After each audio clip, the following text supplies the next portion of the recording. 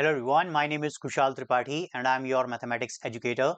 आज इस वीडियो में हम लोग कवर करने वाले हैं 10th क्लास एनसीईआरटी से एक्सरसाइज 1.1 का question number 2 first part. Alright, so this is the question.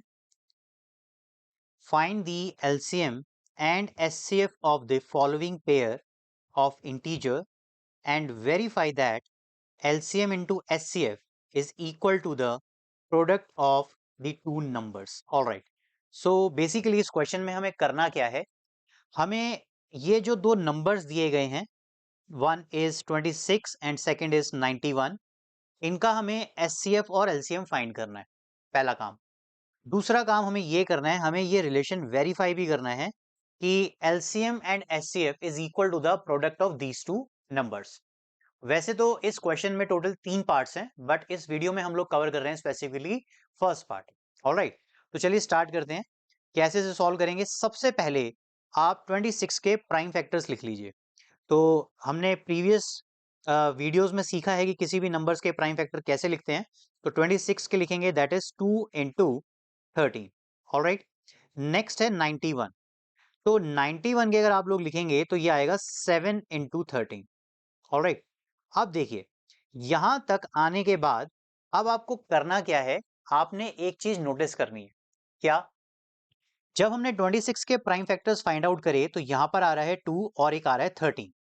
लेकिन अगर हम 91 के देखें तो यहां आ रहा है 7 और आ रहा है 13।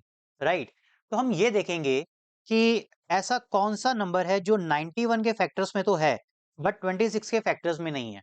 Right, and that's 7। Very good.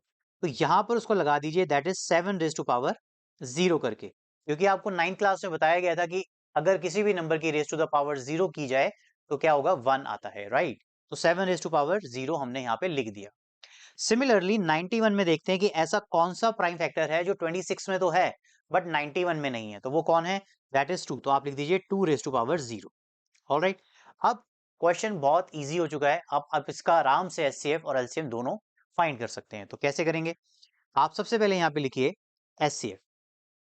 Okay, और एचसीएफ किसका फाइंड कर रहे हैं हम? 26 एंड 91 का। तो आप इसको इस तरह की रिप्रेजेंटेशन में लिख सकते हैं और इस तरह से लिख दीजिए 2 इंटू 7 इंटू 13। ऑलराइट, अब आप कहेंगे क्या ये एचसीएफ है? नहीं, बिल्कुल एचसीएफ नहीं है। जैसा कि मैंने आपको पिछले स्टेप में सारे पेयर्स में सारे नंबर्स करवा दिए हैं, सारे फैक्टर्स आ चुके हैं। तो अब आप क्या करें, इनकी आप पावर्स लगाइए। जैसे 2 की पावर यहाँ पे 1 है, 13 की पावर यहाँ 1 है, या 7 की पावर 1 है, या 13 की पावर 1 है। अब आपको करना क्या है, जब आपने एचसीएफ फाइंड करना है तो आपने जिस तरह से यहाँ प्रोडक्ट लिख दिए हैं 2 इंटू 7 इंटू 13, एचसीएफ फाइंड करते वक्त आप देखेंगे लीस्ट पावर। जैसे यहाँ पर आप देखेंगे, यहाँ पे 2 की पावर है 0 और यहाँ है 2 की पावर है 1। तो दोनों में से लीस्ट कौन होगा? 0 होगा। तो यहाँ पर उतनी ही पावर लगा दीजिए, that is 2 raise to power 0। Alright, similarly अब 7 के पास चेक करिए। यहाँ पे 7 की पावर है 1 और यहाँ है 0। तो अगेन लीस्ट पावर कौन सी हो गई? 0। तो यहाँ लगा दीजिए 7 की पावर 0। राइट, अब 13 की पावर देखिए, दोनों ही 1 है तो यहाँ पर आप 1 कर दीजिए। तो अगर अब आप इसको सॉल्व करेंगे तो ये आ जाएगा 2 इंटू 2 रेज टू पावर 0 मतलब 1, 7 रेज टू पावर 0 भी मतलब 1, और 13 रेज टू पावर 1 मतलब 1। So this is the HCF. Simple, very simple. अब एलसीएम में हमें क्या करना है? एलसीएम में हमें उल्टा काम करना है। क्या मतलब? ऐसे ही हम फैक्टर्स लिख देंगे सारे जो जो हमारे पास अवेलेबल है, लाइक 2 इंटू 7 इंटू 13, इस तरीके से। प्रीवियसली एचसीएफ को फाइंड करते वक्त हमने क्या किया था? हमने लीस्ट पावर देखी थी, बट अब एलसीएम फाइंड आउट करने के वक्त हम लिखेंगे हाईएस्ट पावर। तो जैसा कि आप देख सकते हैं यहाँ पे 2 की हाईएस्ट पावर क्या होने वाली है? 1 होने वाली है। इस केस में 1 है, इस वाले स्टेप में अगर आप देखेंगे यहाँ पे 2 की पावर 1 है और यहाँ 2 की पावर 0 है। तो इन दोनों का कंपैरिजन कीजिए, हाईएस्ट कितनी है? 1 है। ऑलराइट, तो फिर आप क्या करेंगे? 2 की पावर 1 कर दीजिए। सिमिलरली अगर अब आप 7 की पावर देखें, यहाँ पे 1 है, यहाँ पे 0 है, तो हाईएस्ट कौन सी होगी? 1 हो गई। तो यहाँ पर आप 1 लिख दीजिए। सिमिलरली 13 की पावर कंपेयर, दोनों में बराबर है तो ये हो गया। ऑलराइट, अब आप इसको फर्दर सॉल्व करेंगे तो आपके पास आ जाएगा इसको मल्टीप्लाई करके, that is 182। So this is your LCM. Clear? अब हमें करना क्या है? एचसीएफ भी फाइंड कर लिया और एलसीएम भी फाइंड कर लिया। अब हमें वेरीफाई करना है इस रिलेशन को। तो जैसे आपने हमारी क्लास अटेंड की थी, जो कि लाइव सेशन होते रहते हैं, तो उस सेशन में भी हमने आपको बताया था कि SCF इंटू LCM, ये मैं यहाँ पे लिखता हूँ अलग से, SCF into LCM is equal to the product of the numbers.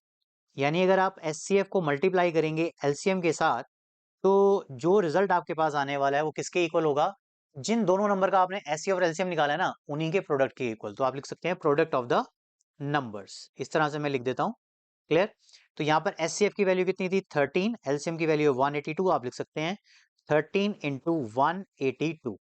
Alright, और प्रोडक्ट ऑफ नंबर्स मतलब 26 इंटू 91। ठीक है, इस तरह से आप लिख दीजिए। अब आपने चेक करना है कि क्या ये इक्वल आ रहे हैं।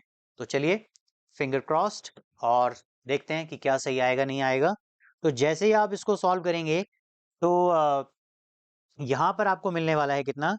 2366। सिमिलरली इसको सॉल्व करेंगे तो आपको मिलेगा 2366। Alright, so this is the verification. Alright students, I hope this is clear. Happy learning. Hello students, thank you for watching my video. I hope your doubt related to this question is clear now. If it's so, then please like it and share it with your friends. Moreover, don't forget to subscribe my channel for free online maths classes. One more thing, if you are looking for a maths teacher for yourself, then contact details are in a description box. Thank you.